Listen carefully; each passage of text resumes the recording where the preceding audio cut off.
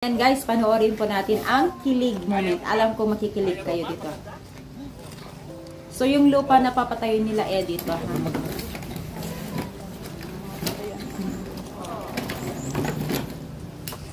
Parang hindi sang-ayon si Beyonce dito sa nakita nilang lupa.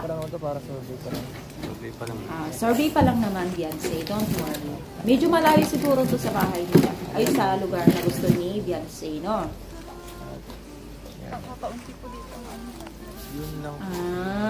Ayaw pala ni Beyonce ng unti lang nakatira kasi siguro may balak tong magnegosyo at tila hindi siya komportable, no?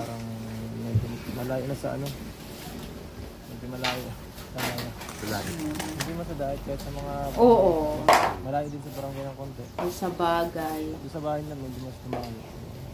May matao, maraming... Ito ang ating priorities kung ano nila. Totoo yan. Super supportive naman ni Edo. Kagaya ng ating mga... Baka layasan. Baka layasin yun.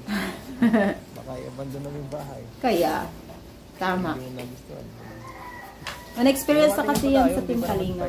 Basta choice lang to, choice lang. At least, pinakita. Yun nga yun sa akin eh. Pag di mo din gusto, pwede ka magkatira muna sa bahay. Ay, kilig. Pero sa bagay, yan. Bagay. Ikaw pa rin siyempre ang try natin. Yes, totoo. Kasi siya ang titira, di ba? Dapat mas malapit kay Edo. Ano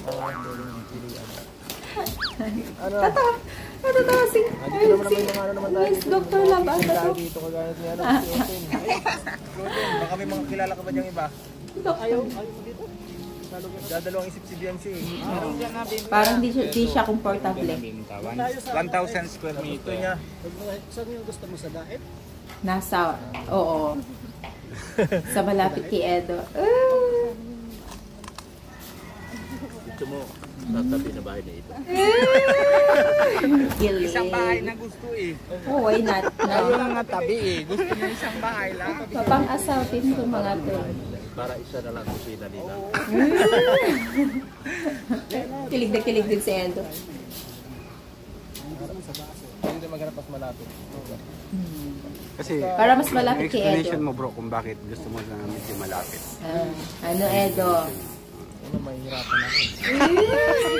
Mahirapan maghatid. Oh, true. Dalawa, Walang signal. ano eh. Malinis ka. Dami, kilig na kilig si pati sila. Doktor lang. Baka wala pang internet. Oo, sa bagay. Hindi na lalo. Kilig din si... Pag walang communication, lalong sasama. Ay. Relasyon. Joke lang. Tatanong mo na si Ate Kulit Olivia. talaga. Tanong mo si Ate Olivia. Kasi early